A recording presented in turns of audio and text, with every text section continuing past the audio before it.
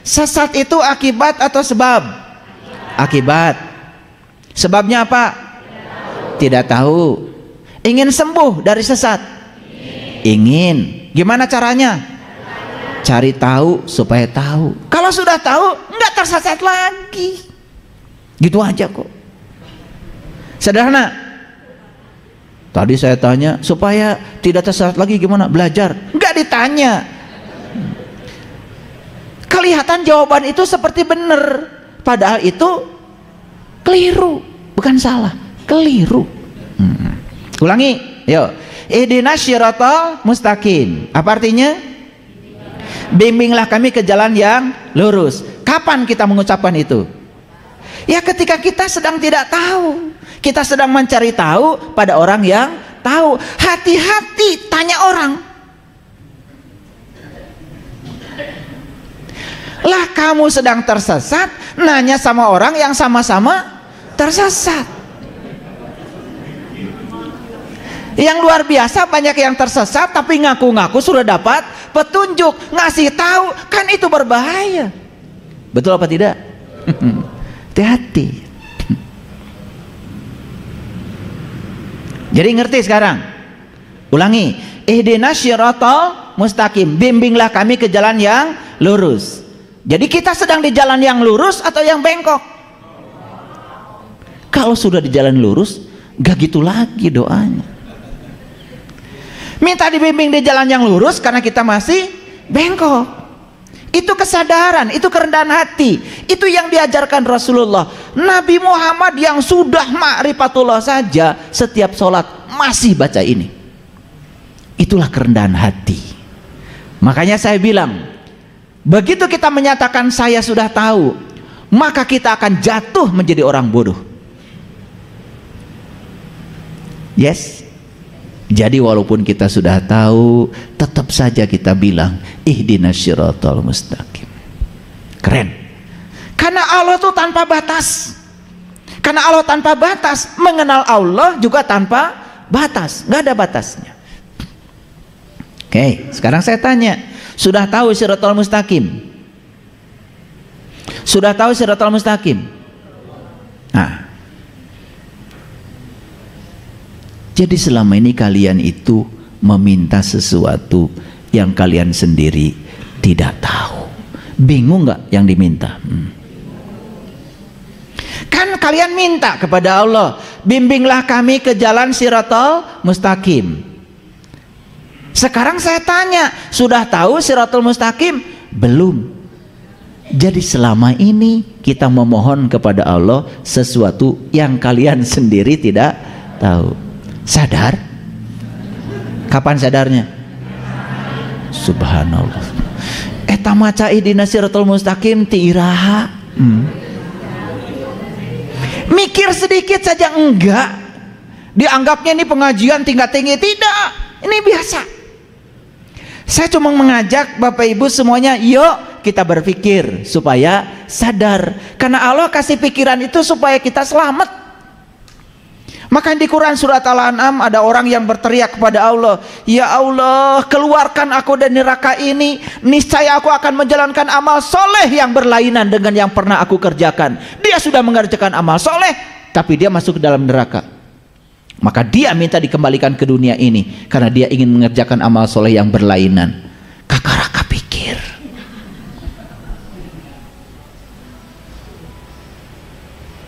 Jadi kakaraka pikir itu bahasa Inggrisnya tell me. Nah ini bahasa Inggris beneran nih, tell me ya. Ya. Singkatan dari apa? Telat mikir.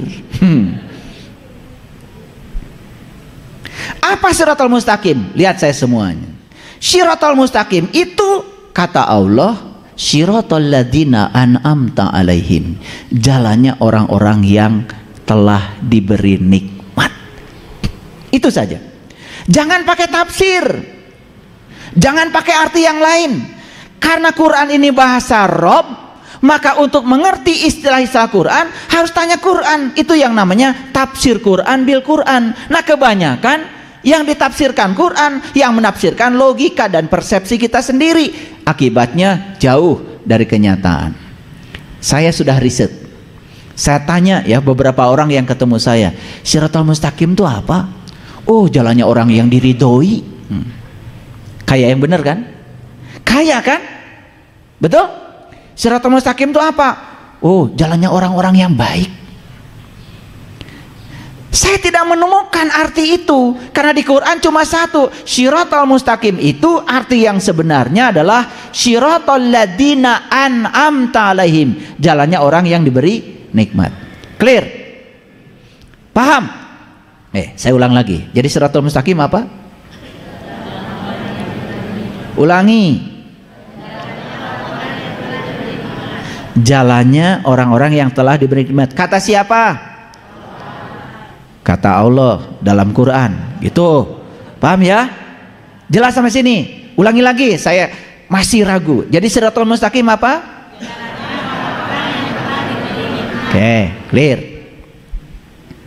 Dipertegas oleh Quran, Ghairil maghdub, bukan jalannya orang yang dimurkai. Dipertegas lagi oleh Quran, walad dolin, bukan jalannya orang-orang yang tidak tahu. Kan dolin itu sesat, kan sesat itu akibat tidak tahu. Jadi sebetulnya saya lebih suka menerjemahkan walad dolin itu orang-orang yang belum tahu. Pakai kata sesat gak enak. Jadi sesat itu akibat tidak tahu sebetulnya. Jadi kalau begitu manusia menurut Quran cuma 3. Lihat saya. 1, yang diberi nikmat. 2, yang dimurkai oleh siapa? Oleh siapa? Enak aja. Oleh Allah. Memang Allah pendendam gitu? Allah Maha Welas Maha Asih. Allah tidak pernah murka sama kalian. Yang suka murka tuh kamu. Begitu beda, tidak sesuai dengan keinginanmu, kamu marah. Itu murka. Masa Allah begitu? Selama ini kamu, mohon maaf, tidak sejalan dengan Allah. Allah tuh cinta kasihnya masih saya ada. Kalian masih diberi napas, dikasih makan. Subhanallah. Ulangi lagi. Ini udah salah ngaji. 1, yang dapat nikmat. 2, yang dimurkai. Oleh siapa? Oleh dirinya sendiri. Oleh kebodohannya sendiri. Oleh kegelapannya sendiri. Karena Allah tidak pernah murka. Bahaya kalau punya Tuhan murka. Dikit-dikit tersinggungan. Dikit-dikit tersinggungan. Enggak begitu Allah. Allah tuh maha sabar, maha luas. Enggak kayak kalian. Paham? Yang ketiga, yang tidak tahu. Nah, kalau yang tidak tahu ini jalan, maka dia akan dapat akibat. Akibatnya tersesat. Clear? Oke, jadi ada berapa bagian menurut Quran surah Al-Fatihah manusia? Yang dapat nikmat, yang dimurkai, yang belum tahu, gitu aja. Kira-kira kalian semua termasuk yang mana? Kan itu kalau ngaji harus ditanya dulu. Membaginya udah bener. Kira-kira, nih kira-kira, boleh ngaku-ngaku juga boleh, nggak apa-apa. Nanti kita buktikan. Kira-kira kalian termasuk yang mana? Ya? Sadayana? Bingung saya. Berarti dapat nikmat iya, dimurkai iya, tidak tahu iya? Nggak mungkin. Deh. Kalau merasa diri tahu, padahal kita tidak tahu, cuma kita tidak tahu bahwa kita tidak tahu, gak usah ngaji, gak bisa ditolong. Selamat tinggal aja. Silahkan kumpulkan atribut itu, atribut ini, dandan sekuat tenaga, biar disebut soleh. Oke. Jadi yang dapat nikmat, yang dimurkai, dan yang belum tahu. Yuk, kita sekarang akan buktikan termasuk yang mana saya. Gitu. Tanya lagi Quran. Saya tanya, Quran, siapa yang dapat nikmat itu? Kan tidak boleh nanya logika, harus tanya Quran lagi. Nih kata Quran, Ini kata Quran. Wa may yuti'illaha wa rasula faulaika ma'allazina an'amallahu alaihim minan nabiyyin wasyiddiqin wasyuhada wassolihin wa husna ulaika rafiqa. Barang siapa yang mentaati Allah dan Rasulnya, mereka itulah orang-orang yang dianugerahi nikmat. Siapa yang dianugerahi nikmat kata Quran? Cuma 4. 1, para nabi, minan nabiyyin, jelas bahasa Arabnya. 2, wasyiddiqin, para siddiqin. Yang ketiga, wasyuhada, para penyaksi, syuhada itu. Yang keempat, wassolihin, para solihin. Saya tanya lagi, kita termasuk yang dapat nikmat atau tidak? Ntar dulu. Untuk mengujinya gampang. Apakah kita termasuk 4 golongan yang ini?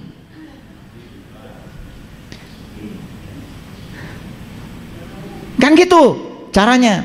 Gampang ya? Nah, dari 4 golongan ini kita perhatikan dulu. Ada nggak di sini orang yang punya rumah baru? Nggak ada. Berarti punya rumah baru nikmat bukan? Bukan. Ada nggak yang sehat?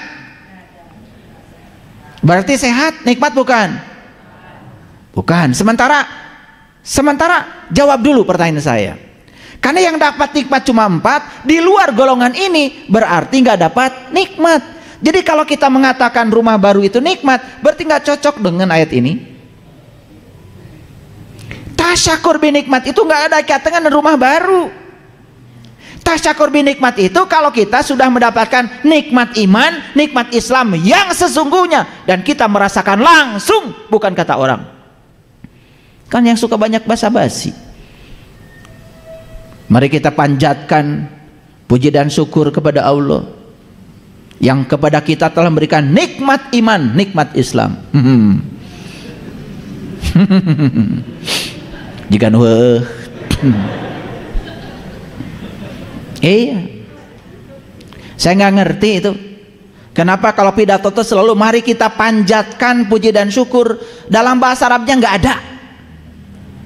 Dalam bahasa Arab itu adanya alhamdulillahi rabbil alamin. Segala puji milik Allah, Tuhan semesta alam. Kan gitu Qur'annya. Gak ada punjat-panjat. Tapi karena kita ngikutin kebanyakan orang, sama kalian juga. Biasa kalian kan. Kalau sambutan langsung. Ya, mari kita panjatkan puji dan syukur. Makanya dulu Gus Dur pernah ditanya sama anggota DPR, Gus, kenapa katanya kalau orang Islam pidato itu selalu dimulai dengan mari kita panjatkan puji dan syukur. Dasar Gus Dur yang cerdas yang menjawab. Kata Gus Dur, karena puji tidak bisa memanjat. Ya itu. Karena Gus Dur tuh melampaui kita-kita ini yang masih di kecerdasan biasa. Makanya jawabnya juga luar biasa. Itu jawaban seperti berkelakar, tetapi itu benar. Kan harusnya segala puji milik Allah. Ketika bilang segala puji milik Allah, habis semua untuk Allah, gak ada untuk saya. Maka kalian tidak akan tersinggung, tidak akan baperan. Cuman kalimat itu tidak disadari oleh kita, ngasal. Betul apa tidak? Lanjut. Jadi yang dapat nikmat berapa golongan? 1, para nabi. 2, 3, 4. Saya bahas menurut Quran. Siapa sih solihin itu? Solihin itu orang yang sudah bisa menjalankan amal soleh. Nah ditanya lagi Quran, Quran amal soleh apa? Quran jawab, man kana yarju liqa'a rabbih falyamal amalan solihan. Kata Quran, barang siapa yang ingin berjumpa dengan Tuhannya, lakukan amal soleh. Jadi amal soleh itu adalah cara untuk menjumpai Tuhan. Itu kata Quran. Sudah tahu caranya belum? Kalau belum, berarti belum tahu amal soleh. Kalau belum tahu amal soleh, solihin bukan? Bukan. Gugur satu. Wah, tenang, masih 3 lagi. Yang kedua syuhada. Syuhada itu para penyaksi. Para penyaksi itu orang yang berani bersaksi karena sudah menyaksikan. Menyaksikan itu pakai mata di TKP. Bersaksi boleh di mana saja. Ada saksi di kantor polisi, ditanya sama Pak Polisi, ya, apakah kamu tadi menyaksikan orang ini maling? Lihat Pak Polisi. Jam berapa? Jam 9. Pakai baju apa? Ini bajunya. Apa yang diambil? TV. Benar kamu lihat? Benar. Dia bisa ngomong itu karena menyaksikan. Menyaksikan dengan bersaksi beda alatnya. Menyaksikan itu pakai mata, bersaksi pakai mulut. Betul? Hanya orang yang menyaksikan yang boleh bersaksi. Jadi syuhada itu mereka yang berani bersaksi karena sudah menyaksikan. Itu syuhada. Tanya sekarang diri kita, berani bersaksi? Berani bersaksi? Asyhadu an la ilaha illallah. Itu bersaksi atau menyaksikan? Bersaksi atau menyaksikan? Kalau pakai mulut namanya bersaksi. Kapan menyaksikannya? Ulangi. Berani bersaksi? Sudah menyaksikan? Nekat namanya. Jadi kalau gitu syuhada bukan? Gugur yang kedua. Sekarang sidikin. Sidikin dari kata sidik. Sidik itu benar. Sidikin itu orang yang membenarkan sesuatu karena dia sudah mengalaminya, bukan apa kata orang. Membenarkan Allah karena sudah mengalami Allah. Membenarkan malaikat sudah mengalami malaikat. Membenarkan kiamat karena sudah mengalami hari kebangkitan. Pertanyaan saya, apakah kita membenarkan sesuatu karena sudah mengalaminya?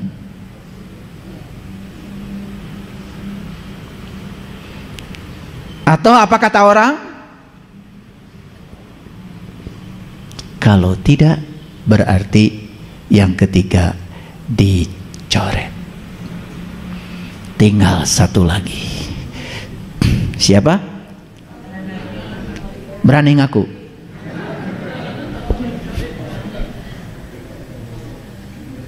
Jadi yang dapat nikmat itu ternyata cuma 4. Para solihin, para syuhada, para sidikin, dan para nabi.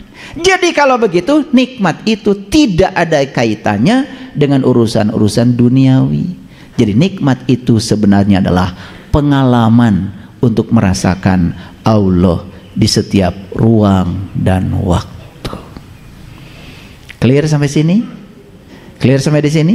Oke. Jadi ngerti sekarang nikmat?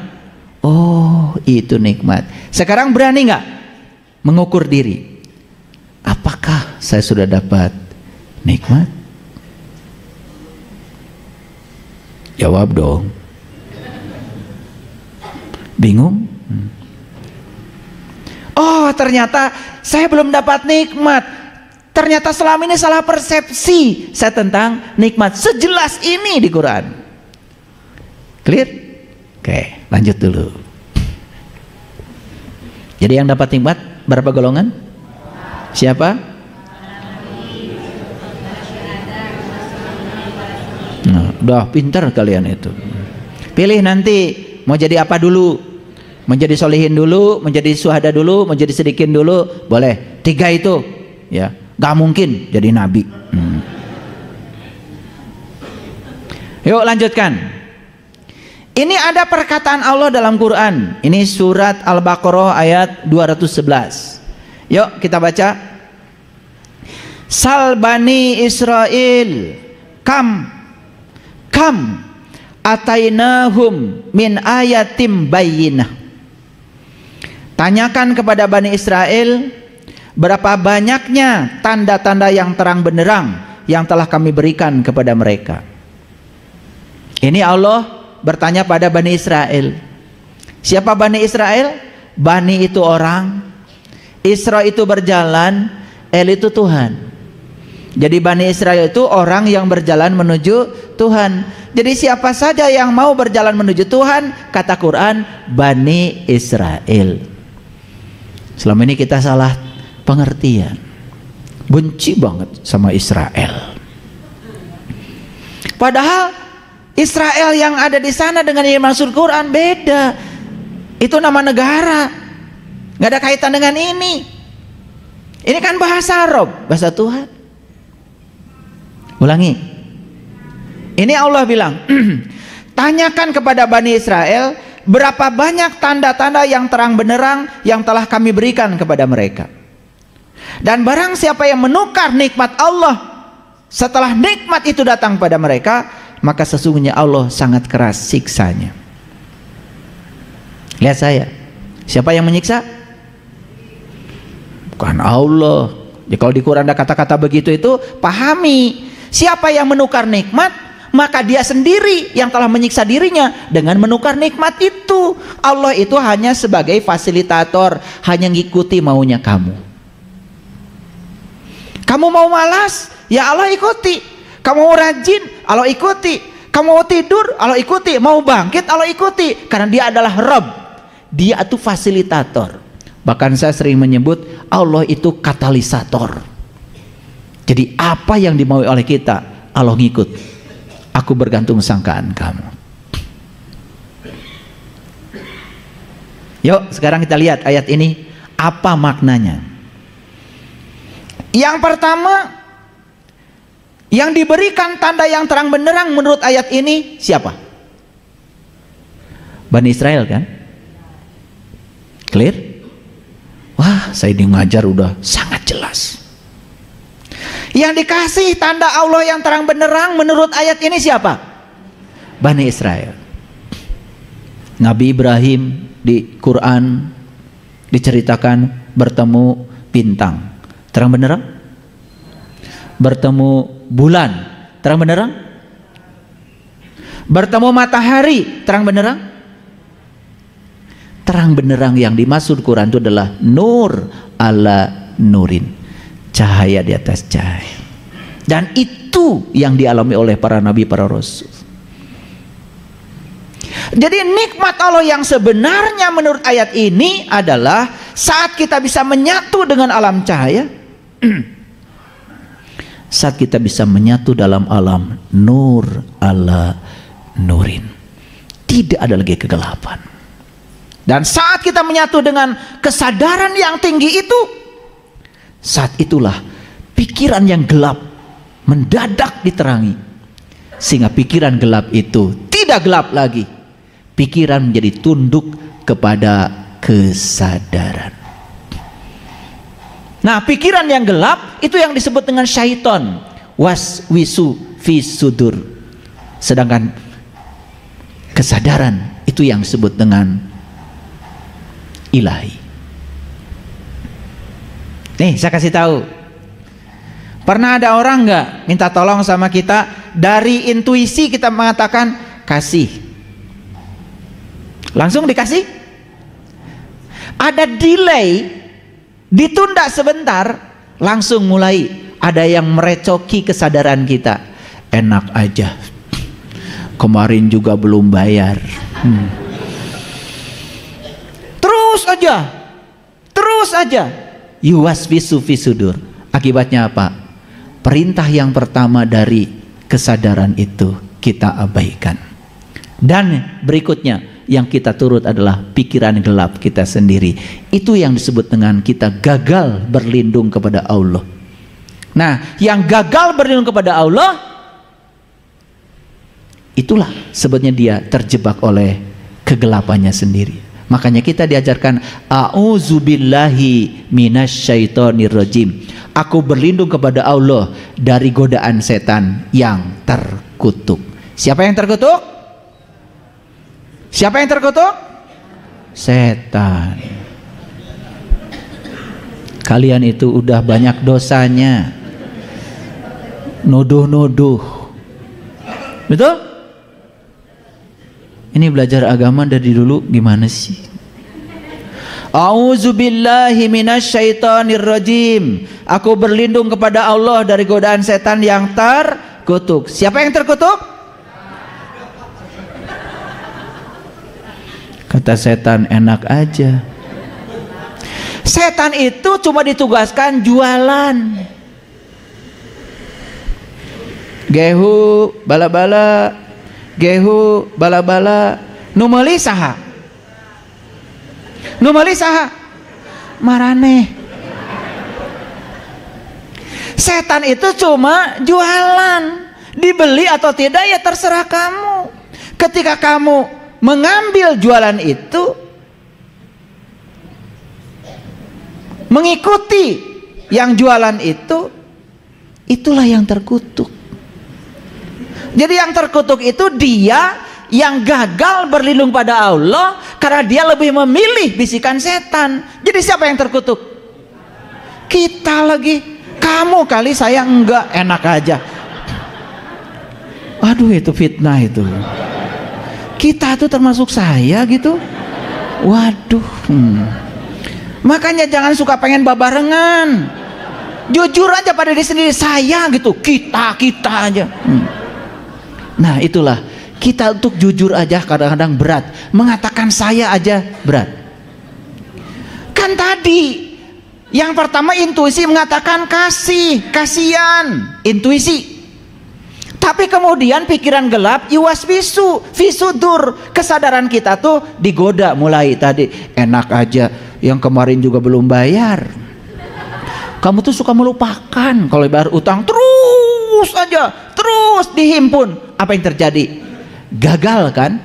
Gagal kan memberi tolong. Nah, saat kita gagal memberi tolong orang itu, berarti kita lebih memilih berlindung kepada setan daripada berlindung kepada Allah. Itu yang namanya orang yang terkutuk. Yang terkutuk bukan setan, yang terkutuk adalah mereka yang berlindung kepada setan. Enak aja kata setan. Setan itu mulia. Setan itu penduduk surga. Gak percaya? Lah, dulu kan Nabi Adam dan Siti Hawa katanya tergoda di surga. Betul apa tidak? Berarti sama, sekampung. Udah, stop dulu sampai situ. Nanti saya akan bahas khusus bab setan. Kalau yang ngaji ya. Sekarang ini aja dulu. Paham ya? Paham. Jadi nikmat itu semakin jelas. Siapa yang dikasih nikmat menurut ayat ini? Bani Israel. Siapa Bani Israel?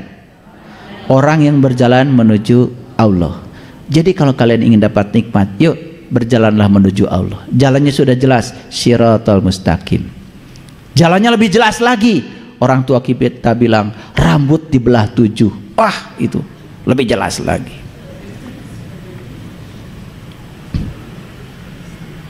Itu bahasa Siloka. Bukan rambut ini dibelah 7. Ada kerjaan Allah. Bikin jembatan kecil amat. Betul nggak?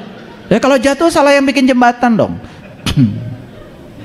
Itu bahasa Siloka, bukan rambut dibelah 7. Hese melah naoge. Maka tinggal-tinggali acan. Betul nggak? Rambut selembar aja, apalagi yang sudah tarahum, nggak bisa lihat. Apalagi dibagi 7. Ulangi lagi. Lihat saya semuanya. Jadi kalau ingin dapat nikmat harus jadi Bani Israel. Orang yang berjalan menuju Allah. Siapapun orang yang berjalan menuju Allah pasti akan diunggulkan dari segala umat. Betul? Tanya lagi Allah. Ini hari ini ayatnya banyak. Yuk kita baca ayat ini. Ini Quran surat Al-Baqarah ayat 47. Ya Bani Israel, Uzkuru nikmati allati an'amtu alaikum wa anni faddaltukum alal alamin. Hai Bani Israel. Siapa yang dihaikan? Ya siapa? Ya siapa?